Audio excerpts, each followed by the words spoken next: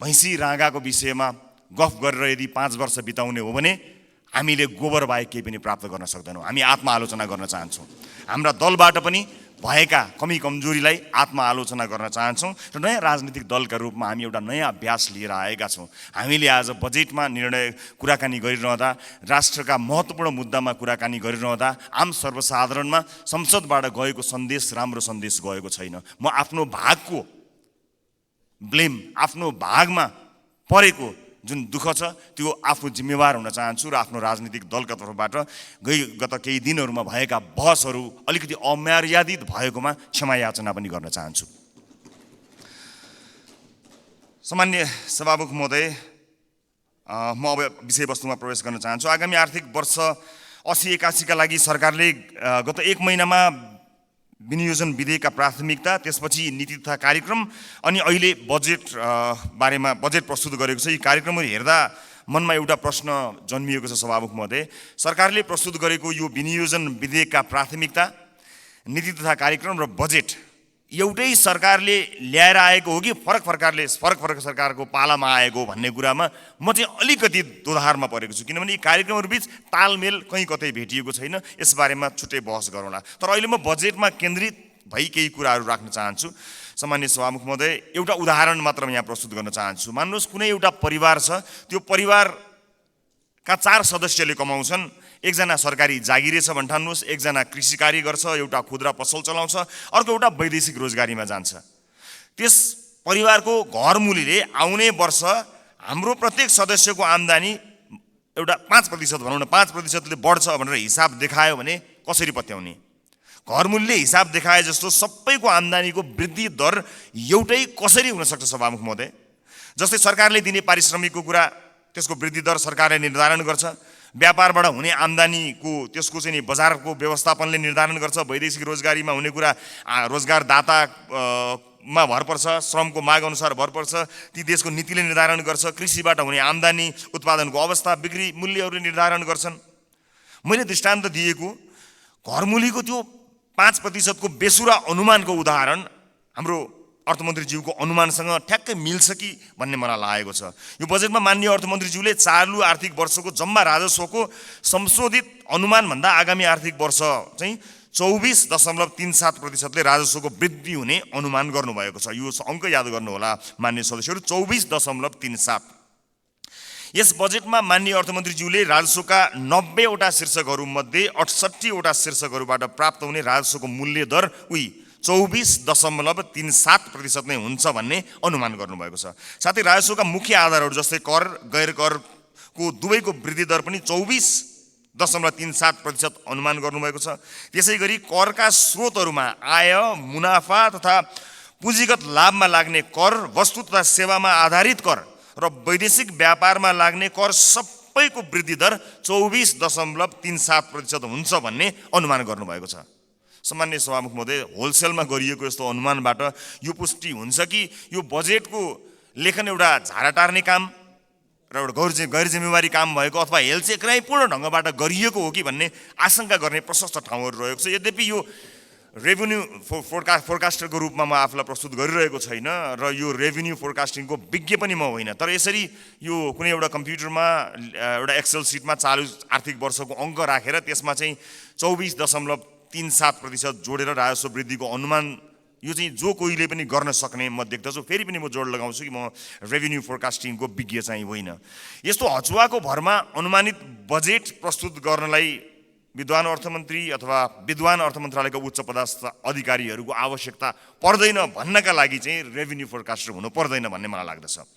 सभामुख महोदय, मैले नेपालको विगत केही वर्षको राजस्व, कर र गैर करका वृद्धि दर पनि हेरेको छु, जसमा कुनै पनि वर्ष हाम्रो राजस्वको वृद्धि दर, करको वृद्धि दर र गैर करको वृद्धि दर समान छँदै छैन। सभामुख महोदय, बजेट निर्माण प्रक्रियामा राजस्वको अनुमान नै यस्तो प्रमुख आधार स्तम्भ हो जसको आधारमा विभिन्न क्षेत्रमा गरिने खर्च तय गरिन्छ। चालु आर्थिक वर्षको प्रक्षेपित राजस्व करिब 14 खर्ब उठ्न नसक्ने भई संशोधित अनुमान करिब 11 खर्बमा झार्नु परेको यो विषम अवस्थामा अर्थमन्त्रीज्यूले आगामी आर्थिक वर्षको बजेट प्रस्तुत गरिरहँदा जम्मा राजस्वको करिब 93% भन्दा बढी उठ्ने अनुमान गरिएको राजस्वका शीर्षकहरूबाट प्राप्त हुने राजस्वको वृद्धि दर एउटै 24.37% हुने अनौठो अनुमानले हामीलाई कहाँ पुर्याउने हो भन्ने एउटा ठूलो प्रश्न खडा भएको छ। चालु आर्थिक वर्षमा लक्ष्य अनुसार राजस्व सङ्कलन हुन नसक्दाको परिणाम स्थानीय तहमा हस्तान्तरण हुने समानीकरण अनुदानको 50% कटौती गर्ने अवस्थामा सरकार पुगेको सर्वविदितै छ। यस्तो हचुवाको भरमा प्रक्षेपण गरिएको राजस्वमा आधारित आगामी वर्षको बजेटले हामीलाई यो मुलुकलाई कहाँ पुर्याउने हो ठूलो प्रश्न खडा भएको छ। राष्ट्रको ढुकुटीमा सङ्कलन हुने अनुमान हचुवाको भरमा भएको बजेटमा आधारित खर्चका कार्यक्रमहरू कसरी विश्वासिला हुन सक्छन्? सभामुख महोदय, मेरा पार्टीका मान्य सदस्यहरूले बजेटका कार्यक्रमको बारेमा पनि आफ्नो मन्तव्य राखिरहँदा हाम्रो पार्टीको धारणा पनि राख्नु भएकै छ र म पुनः दोहोऱ्याउँदै यो गरिमामय सदनको समय बर्बाद गर्नतिर लाग्दिन। तसर्थ सम्माननीय सभामुख महोदय मार्फत हाम्रा विद्वान अर्थमन्त्रीज्यूलाई विश्वमा इमान्दार, मेहनती र कर्तव्यनिष्ठ भनी पहिचान बनाएका सम्पूर्ण नेपाली आमा बुवा दाजुभाइ तथा दिदीबहिनीहरूको जनप्रतिनिधिको हैसियतले केही प्रश्नहरू राख्न चाहन्छु। 1, कर र गैर करलाई प्रभाव पार्ने विषयवस्तु र क्षेत्र फरक हुन्छन् भने एउटै दरमा वृद्धि कसरी सम्भव हुन्छ?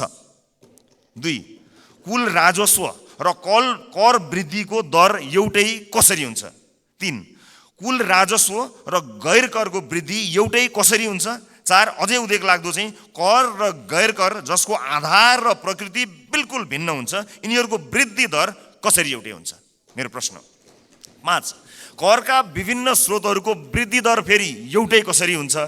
6, राजस्वका 90 शीर्षकहरूमध्ये 68 वटा शीर्षकहरूबाट प्राप्त हुने राजस्वको वृद्धि दर एउटै कसरी हुन्छ? यी प्रश्नहरूले यस्तो हचुवाको भरमा प्रक्षेपित राजस्वको आधारमा खर्च गर्न बजेटमा प्रस्ताव गरिएका विभिन्न कार्यक्रमहरूको बारेमा छलफल र टीका टिप्पणी गर्नुको कुनै औचित्य छ कि छैन भन्ने कुरा खडा गरेको छ। सभामुख महोदय, झोलामा कति पैसा आउँछ भन्ने हचुवाका भरमा गरिएको अनुमानबाट गरिने खर्चका बारेमा छलफल गरेर गरिब जनताबाट सङ्कलन गरिएको राजस्व दुरुपयोग गर्नु कति उपयुक्त हुन्छ, यो पनि एउटा प्रश्न भएको छ। सम्मान्य सभामुख महोदय, अर्थमन्त्रीज्यूले भर्खरै उठाएका प्रश्नहरूका सम्बन्धमा नेपाली जनतालाई स्पष्ट पार्नुहुनेछ भन्ने मैले आशा लिएको छु। यदि यसको स्पष्ट र विश्वास लाग्दो आधार नेपाली जनता सामु आएन भने सत्ता पक्षका माननीय सांसदहरूले यो बजेटलाई कुन नैतिकताले पास गर्नुहुन्छ होला, मैले गम्भीर प्रश्न खडा गरेको छु। सम्मान्य सभामुख महोदय, राष्ट्रिय स्वतन्त्र पार्टी यो सदनमा उपस्थित भइसकेको छ। विगतमा जे भए पनि अब त्यसरी नचलोस्। माननीय अर्थमन्त्रीज्यूले मैले उठाएका प्रश्नहरूको विश्वासिलो आधारसहितको भरपर्दो जवाफ दिनु सक्नु भएन भने मलाई आशा छ उहाँ राजस्व अनुमानमा संशोधित प्रस्ताव लिएर आउनुहुनेछ। हामी सृजनात्मक र रचनात्मक प्रतिपक्षको भूमिका निर्वाह गर्दै उहाँको संशोधित बजेटलाई पारित गराउन फेरि अग्रणी भूमिका निर्वाह गर्नेछौँ। सभामुख महोदय, सचेत नेपाली जनताहरूले हेरिरहेका छन्। बहुमतको आधारमा यस्तो हचुवाको भरमा अनुमान गरिएको राजस्वमा आधारित बजेटलाई पास गरेर अघि जाने हो भने यसको जिम्मेवारी पास गर्नुहुने सम्पूर्ण माननीयज्यूहरूले लिनुपर्नेछ। गल्ती हुन सक्छन्, त्यसलाई सच्याएर अघि बढ्नु इमान्दारिता र महानता हो। भएको गल्तीलाई सच्याउन सत्तापक्ष र प्रतिपक्ष नभई हामी कुनै अर्को पक्ष भइराख्नु पर्ने छैन, एकै ठाउँमा उभिन सकिन्छ। यो राष्ट्रले जित्ने कुरा भएको हुनाले परम्पराको नाममा बहुमतले पेलेर जाने मनस्थिति बनाइयो भने त्यसको परिणाम अवश्य पनि यो देशले भोग्नुपर्नेछ, सत्ता पक्ष या विपक्षले भोग्नुपर्ने छैन। त्यसैले मान्य सदस्यहरूले तथ्यमा आधारित भएर आफ्ना विवेक प्रयोग गर्नुहुनेछ भन्ने कुरामा मैले आशा राखेको छु र एउटा आशंका उब्जिएको छ। म सभामुख मार्फत माननीय अर्थमन्त्रीज्यूलाई सोध्न चाहन्छु, स्पष्ट पारिदिनु होला कि यसपटकको विकास बजेट डडेलधुरामा कति पार्नु भएको छ, नुवाकोटमा कति पार्नु भएको छ, गोर्खामा कति पार्नु भएको छ? एउटा गम्भीर प्रश्न खडा भएको छ। सुनिए अनुसार र केही डाटाहरू सार्वजनिक भए भन्दा अगाडै यसको तथ्य जाँच गर्नु अगाडिको आशंकाको प्रश्न हो मेरो। लगभग 40 देखि 50% विकास बजेट डडेलधुरा, नुवाकोट र गोर्खाका लागि छुट्याइएको जानकारी आएको छ। हामी अरूबाट सुन्न चाहँदैनौँ। सञ्चार माध्यमका हेडलाइनको तथ्य जाँच हामी गर्दै गरौँला, तर म माननीय अर्थमन्त्रीज्यूबाट यसको जवाफ चाहन्छु। बताइदिनु होला डडेलधुरा, नुवाकोट र गोर्खामा कति बजेट छुट्याइएको छ, अनि मधेसलाई बजेटमा गरिएको विभेदका बारेमा कतिको जानकार हुनुहुन्छ एकपटक बताइदिनु होला। सम्मानित सदनमा स्क्रिनहरूमा हामी बोलेको आवाज राखिएको छ। हामीले बजेटमा कुराकानी गरिरहँदा यो देशको भविष्य निर्माण गर्छौँ भनेर हामीले ब्यालेटको बाटो हुँदै यही सदन छिरेर परिवर्तन गरेरै छाड्छौँ भनेर प्रतिबद्धता गरेर आइरहँदा सदनमा भइरहने बहसहरूले यतिखेर सरकारी अस्पतालहरूमा भएको अवस्था हामीले सम्बोधन गर्न सकेका छौँ। म त भन्छु सम्मानित सभामुख महोदय, यो सदनमा 5 वर्षसम्म आजबाटै देशका 7वटा प्रदेशका सरकारी अस्पतालको लाइभ सीसीटीभी फुटेज एकातिरको भित्तामा राखौँ। देशका अझ विशेष गरेर मधेसका सामुदायिक विद्यालयका सीसीटीभी फुटेजको लाइभ फुटेज दाहिनेतिर भित्तामा राखौँ अनि बिचमा एउटा स्क्रिनको व्यवस्था गरौँ सभामुख महोदय, जहाँ करिब प्रत्येक दिन 5-6 हजारका दरले यो देशमा भविष्य छैन भनेर यो देशबाट निस्किएर गएका त्रिभुवन अन्तर्राष्ट्रिय विमानस्थलमा लाइनबद्ध भएका नेपाली नागरिकको तस्बिर त्यसको लाइभ फुटेज राखौँ र 5 वर्षपछि हामी हेरौँ बिफोर र आफ्टर भनेर। हामी संसद छिर्नु अगाडि ती विद्यालय कस्ता थिए, हामीले 5 वर्ष यो सदनमा बहस गरेर ती विद्यालयलाई कस्ता बनायौँ, ती अस्पतालहरू विशेष गरेर बालबालिकाको हुने ती नजिकैको कान्ति बाल अस्पताल गए पनि हुन्छ, संसदपछि सबैजना जाउँ। त्यो अस्पताललाई हामीले 5 वर्ष यो सदनमा विभिन्न कोही कसैले असाध्यै नरम बनेर असाध्यै असल ज्ञानी प्राणी बनेर, कसैले हामी जस्ता चर्का आवाजमा बोलेर, जसले जसरी बोले ता भए पनि हामीले गरेको नीति निर्माणले 5 वर्ष अघि र 5 वर्ष पछाडि के फरक पर्यो भन्ने कुरा यो स्क्रिनमा राखौँ र त्यसपछि 5 वर्षपछि आउने सदनलाई त्यो स्क्रिनको अर्को दृश्य हस्तान्तरण गर्ने प्रतिबद्धता व्यक्त गरौँ। यदि यसरी गर्न सक्दैनौँ भने र यसरी रागा भैँसीका भरमा बहसहरू चलाएर अगाडि बढ्ने हो भने नेपाली जनतामा निराशा छाउँछ। सभामुख महोदय, म गम्भीर ध्यान आकर्षण गर्न चाहन्छु। यो सँगसँगै म अर्को एउटा ध्यान आकर्षण पनि गराउन चाहन्छु। हामीले बनाउने कानुनहरूका आधारमा र अझ विशेष गरेर हामीले छुट्याएको प्राथमिकताहरूका आधारमा जनजीविकामा प्रभाव पर्नुपर्ने हुन्छ, हाम्रो जीवनमा प्रभाव पार्ने होइन। तपाईँ हाम्रो जीवनमा आज यो सम्मानित सदनभित्र आएका हामीहरू नेपाली नागरिकलाई केही भनेर यहाँ आएका छौँ, तर आज सम्बन्धित मन्त्रीका जिल्लाहरूमा अलिकति पहुँच भएका सांसदहरूका जिल्लाहरूमा जसरी बजेट बाँडफाँड गर्ने कार्य भएको छ, के तपाईँलाई लाग्छ यसपछि फेरि पनि जनताका माझमा हात जोडेर भोट माग्न जाँदाखेरि हामीले यही 5 वर्षका गतिविधि र यिनै बजेटहरू यिनैका आधारमा नेपाली जनताले हामीलाई पत्याएर भोट दिनेछन्? दिने छैनन्।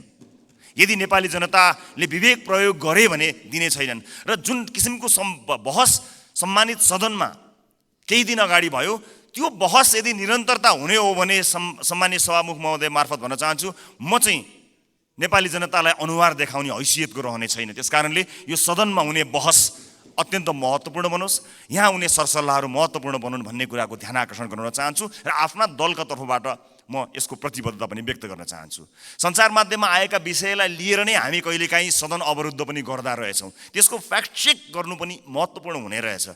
मैले निर्ममतापूर्वक भन्नै पर्छ, केही, सबै होइनन्, केही सञ्चार माध्यमहरूमा कयौँ व्यापारी व्यवसायीहरूले लगानी या विज्ञापनबाट प्रभाव पारेका छन्। यो सत्य हो। बोल्न धेरैजना किन डराउनुहुन्छ भने ती सञ्चार माध्यमहरूले गलत लेखिदिँदा आफ्नो छवि बिग्रन्छ भन्ने डरले कयौँ मान्यहरू बोल्नुहुन्न, तर त्यसो भन्न मिल्दैन। त्यसैमा आएको समाचारले संसदमा हङ्गामा मचाइरहँदाखेरि त्यो जसले समाचारलाई प्रभावित पार्न खोज्यो कुनै व्यापारी, उसले कति रमाइलो मान्दो हो।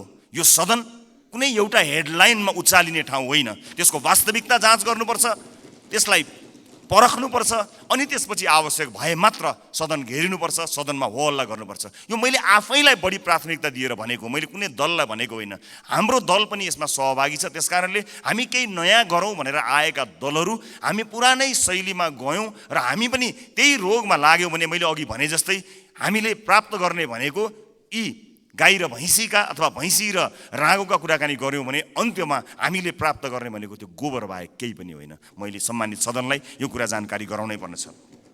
सम्मानित सभामुख महोदय, यस सदनमा हामीले नेपाली जनताका लागि नीतिहरू बनाइरहँदा र विशेष गरेर बजेटमा प्राथमिकताहरू छुट्याइरहँदा हामीले छुट्याएको प्राथमिकताले आम नागरिकको जीवनलाई छुन सकेनछ भने, आम नागरिकको दैनिकीलाई प्रभाव पार्न सकेन भने हाम्रो लागि त्यो दुर्भाग्यको विषय हुन्छ।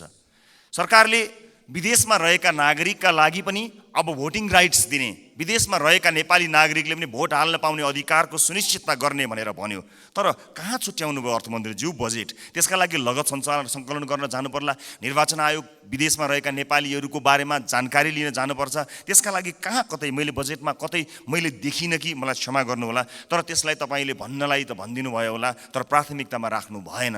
हामी फेरि पनि भन्न चाहन्छौँ, यो देशमा भविष्य नदेखेर विभिन्न कुरीतिका कारणले, हामीले भोग्नु परेका व्यथितिका कारणले मुलुकमै केही गरी खाउँ भन्ने अवसर नपाएर बाध्य भएर विदेश बसेका नेपालीहरूले आफ्नो देशको भविष्य छान्न पाउनुपर्छ, भोट हाल्न पाउनुपर्छ। त्यसलाई प्राथमिकताका साथ राखियोस्। म माननीय अर्थमन्त्रीज्यूलाई विदेशमा रहेका नेपालीहरूले मतदान गर्न पाउने अधिकारको सुनिश्चितताका लागि कति बजेट छुट्याउनु भएको छ, के व्यवस्था गर्नुभएको छ, म त्यसको लागि पनि जवाफ चाहन्छु। र जिल्ला निर्वाचन कार्यालयहरू खारेज गर्ने जस्तो निर्णय, गलत निर्णय सच्याइयोस् भन्ने कुरा पनि म भन्न चाहन्छु। किनभने संवैधानिक निकायहरूलाई, हामीले त्यसका काम कारबाहीहरूलाई यदि ध्यान दिएनौँ, तिनको स्वच्छतामा हामीले प्रश्न खडा गरेनौँ र त्यसलाई सरकारका मार्फत या कुनै मन्त्रालयका मार्फत ल्याएर राखिदियौँ भने त्यो साँच्चै नै दुर्भाग्यपूर्ण हुनेछ। त्यसकारणले यसलाई पनि पुनर्विचार गरियोस्। खर्च कटौतीका नाममा हरेक विषयलाई त्यसको गम्भीरता, त्यसको महत्त्व नबुझिकन गरियो भने त्यो साँच्चै नै दुःखद हुनेछ। म सम्मानीय सभामुख मार्फत यो ध्यान आकर्षण गर्न चाहन्छु। र अहिले बजारमा देखिएको वित्तीय सङ्कट, आम नागरिकले भोगेको वित्तीय सङ्कटलाई सम्बोधन गर्ने र त्यसमा उत्साह छर्ने किसिमका कुनै पनि कार्यक्रमहरू हामीले देख्न सकेनौँ। आज एकपछि अर्को सटरहरू बन्द भएका छन्। आज कयौँ व्यापारी व्यवसायीहरू बैंकको चर्को ब्याज तिर्न नसकेर कयौँ व्यापारी व्यवसायीहरू आत्महत्या गर्ने अवस्थासम्म पुगेका छन्। मेरै निर्वाचन क्षेत्रमा शङ्कर कणेलले आत्महत्या गर्नुभयो र उहाँको सुसाइड नोटमा लेखिएका कुराहरू गम्भीर छन्। यस्ता धेरै समस्याहरू देखिएका छन्। आज प्रत्येक 3वटा सटरमा एउटा सटर बन्द भएको अवस्था छ। आज सहकारीहरूका कारणले गर्दाखेरि जुन किसिमको बिल्लीबाट मानिसहरूको भएको छ, त्यसलाई सरकारले गम्भीरतापूर्वक सम्बोधन नगर्ने भयो भने धेरै मानिसहरू सडकमा आउन बाध्य भएका हुन्छन् र बेवस भएर यो मुलुक छोडेर विदेशमा रोजगारीका लागि जानुपर्ने अवस्था सिर्जना हुन्छ।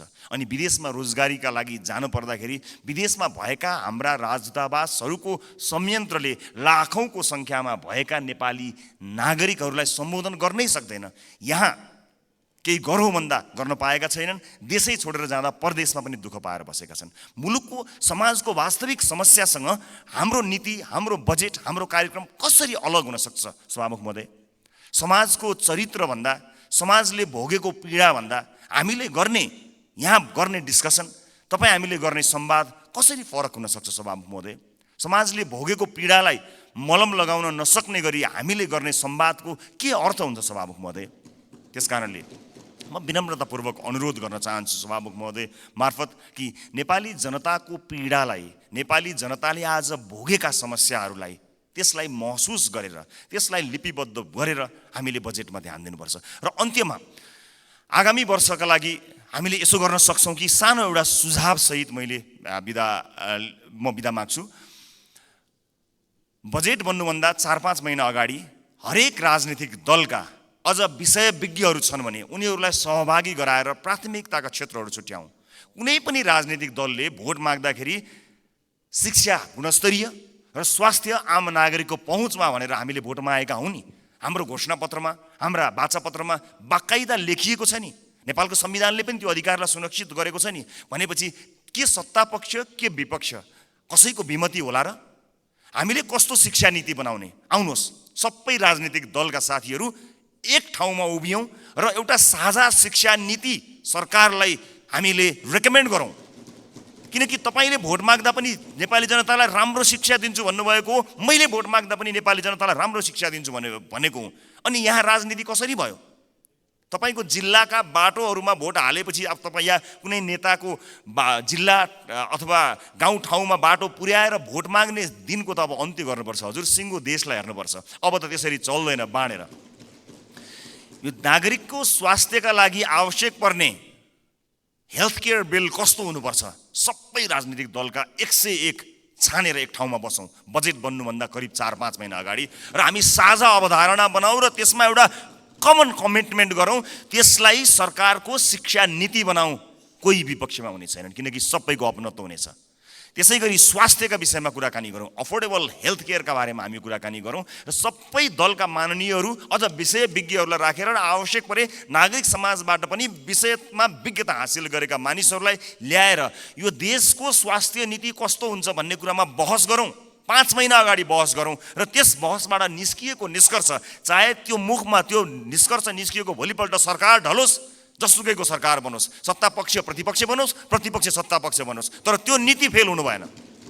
यदि नेपाली जनतालाई हामीले हृदयमा राखेका हौँ, साँच्चै नै यो देशको मुहार फेर्नका लागि यहाँ आएका हौँ भने यो काम गरौँ, होइन आफ्नो र आफ्नाका मुहार फेर्न आएको हो भने यसै गरी चलाउँ, 5 वर्ष बिताउँ, तर हामी चाहिँ अनुहार देखाउन लायकका हुने छैनौँ। देशको मुहार जस्ताको तस्तै, तर राजनीतिज्ञको मुहार कति धेरै चम्किलो भएको छ हेर्नुहोस् त। किनकि हामीले जनताका मुद्दालाई चुनावका बेलामा मात्र सम्झ्यौँ, चुनाव पछाडि बिर्स्यौँ। म सम्पूर्ण माननीय सदस्यहरूलाई, सत्ता पक्ष प्रतिपक्ष जहाँ रहनु भएको छ, म सबैलाई विनम्रतापूर्वक अनुरोध गर्न चाहन्छु। नागरिकता विधेयकमा पनि हामीले भन्न खोजेको त्यही हो, ओनरसिप यहाँ छलफल हुन पाएको भए सम्भवतः त्यसमा भएका बुँदाहरूमा अथवा छुटेका विषयहरूमा छलफल गर्न सकिन्थ्यो। यहाँ भएका कुनै पनि दलका मान्य सदस्यहरूले नेपाली नागरिकले नागरिकताबाट वञ्चित हुनु परोस् भन्ने कुरामा मत हाल्नै सक्नुहुन्न। कसले सक्नुहुन्छ र?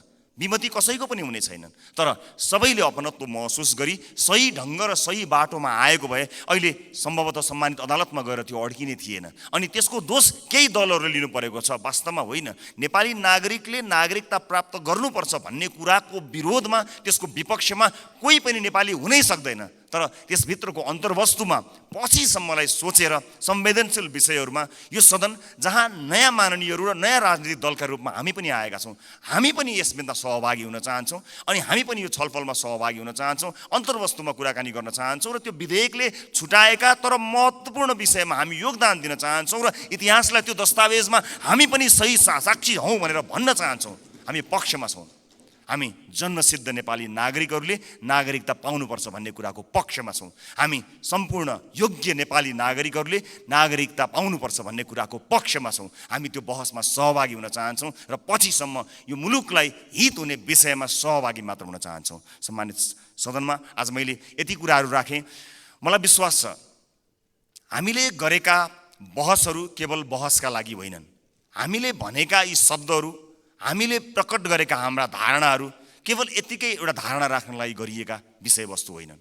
विशेष गरेर यसपटकको संसदका सबै जस्तो सेसनहरूमा, सबै जस्तो विषयहरूमा आम नागरिकको चासो तुलनात्मक रूपमा अघिल्ला वर्षहरूको भन्दा बढी भएको एउटा डाटाले बताएको छ। अर्थात् नेपाली नागरिकहरू तुलनात्मक रूपमा नेपालको संसदमा भइरहेको बहसलाई अचेल, अत्यन्त गम्भीरताका साथ हेरिरहेका रहेछन्। एउटा अध्ययनले त्यो बताएको छ। यस्तो चासोको विषय बनेको यो सदन हाँसोको विषय नबनोस्, महत्त्वपूर्ण निर्णयहरू आउन सकुन् र एक अर्कामा सहकार्य गर्दै संसदीय मर्यादालाई कायम राख्दै बहसहरू कायम गरेर मुलुकका लागि केही चिज दिन सकियोस्। र यो 5 वर्षमा जसरी भनिन्छ नि, हामी हाम्रो जीवनको 5 वर्षलाई पल्टाएर हेऱ्यौँ भने 5 वर्ष अगाडि हामी कहाँ थियौँ र 5 वर्ष पछाडि हामी कहाँ छौँ भन्ने कुरा हामी सजिलै हेर्न सक्छौँ। व्यक्तिको जीवनमा 5 वर्षको धेरै ठुलो महत्त्व हुन्छ, देशको जीवनमा पनि त्यो 5 वर्षको अझ धेरै महत्त्व हुन्छ। त्यसकारणले हामी यो सदनको जब अन्तिम दिनमा यहाँ बोल्नेछौँ, अघि मैले भने जस्तै हामीले विशेष गरेर देशको टड्कारो समस्यामा रहेका नागरिकको स्वास्थ्यमा यो 5 वर्ष सदनभित्र आएर हामीले के गर्यौँ त्यो भन्न पाइयोस्। त्यसपछि निर्वाचित हुने मान्यज्यूहरूलाई बुझाउन पाइयोस् हामीले यो देशका लागि यति गर्न सक्यौँ, बाँकी तपाईँको जिम्मा भन्न सकियोस्। अघिल्लो सदनले हामीलाई के बुझायो? आज अघिल्लो सदनले बुझाएका कयौँ भ्रष्टाचारका काण्डहरू काँधमा बोकेर हामी हिँड्नु परेको छ। त्यसको निराकरण गर्नुपर्दाखेरि यहाँ एउटा दलको नाम आयो भने अर्को दलले विभिन्न बहानामा बार्गेनिङ गरेर त्यसलाई विषयान्तर गर्न खोज्ने हो कि भन्ने आशंका पैदा भएको छ। एउटा विषय उठ्छ, त्यसपछि त्यो विषय सेलाउँछ, अर्को विषय उठ्छ। कता कता आशंका पैदा भएको छ। मैले भनेको थिएँ कि कहीँ पुराना राजनीतिक दलहरू एक अर्काको पोल खुल्ला भनेर आत्तिएका त छैनन्, विषयान्तर गर्न लागिरहेका त छैनन्। हामीलाई डर भएको छ। नेपाली जनताले नयाँ म्यान्डेट दिएर पठाएको राजनीतिक दलका रूपमा हामी पुराना माननीयज्यूहरूबाट सिक्न चाहन्छौँ, बुझ्न चाहन्छौँ। तपाईँको राजनीतिक लडाइँ र तपाईँको राजनीतिक इतिहासको मानमर्दन गर्ने हाम्रो ध्येय कहीँ पनि छैन। कुन सङ्घर्षले तपाईँले आज यो दिन ल्याउनु भएको छ? हामी त सजिलै राजनीतिमा आयौँ। साँच्चै भन्नुपर्दा हामीलाई राजनीतिमा त्यो सङ्घर्ष गर्नु परेन। तपाईँहरू त राज्यले लखेटेको, राज्यले मार्छु भनेको, भूमिगत बस्नु परेको, जेल जीवन बिताउनु भएको त्यति ठुलो सङ्घर्ष गरेर तपाईँहरूले यहाँ ल्याउनु भएको छ। हामीलाई गर्व छ तपाईँहरूप्रति। तर गर्व गर्न लायक, तपाईँको इतिहासमा गर्व गर्न लायक वर्तमान भइदियोस् भन्ने मात्र हाम्रो चाहना हो। एकअर्काप्रतिको वैमनस्यता, एकअर्काप्रतिको तिक्तता, सम्मानित सदनमा तपाईँहरू उखिरहँदा हामी के हेर्ने, मुस्कुराउने कि ताली पड्काउने कि ढ्याप गर्ने कि मुख छोप्ने, त्यस्तो अवस्था हामीलाई सिर्जना नगरिदिनु होला। किनकि नेपालको राजनीतिमा तपाईँले दिनुभएको योगदानको हामी कदर गर्न चाहन्छौँ। हामी त्यो पुस्ता बन्न चाहन्छौँ जो अघिल्लो पुस्ताले गरेको राजनीतिक योगदानको उच्च मूल्याङ्कन गर्न सकोस्। तर सम्मानित सदनमा एउटा पार्लिमेन्टको डिग्निटीलाई नै हल्लाइदिने किसिमका गतिविधि हुँदाखेरि कता कता हामीलाई पनि त्यो रोग सरे जस्तो पनि कहीँ दिनमा भयो। हामी त्यो रोग सार्न चाहन्नौँ मान्यज्यूहरू, हामी त्यो रोग सार्न नै चाहन्नौँ। हामी तपाईँलाई त्यही सम्मानित स्थानमा राख्न चाहन्छौँ जुन सम्मानको तपाईँहरू लायक हुनुहुन्छ।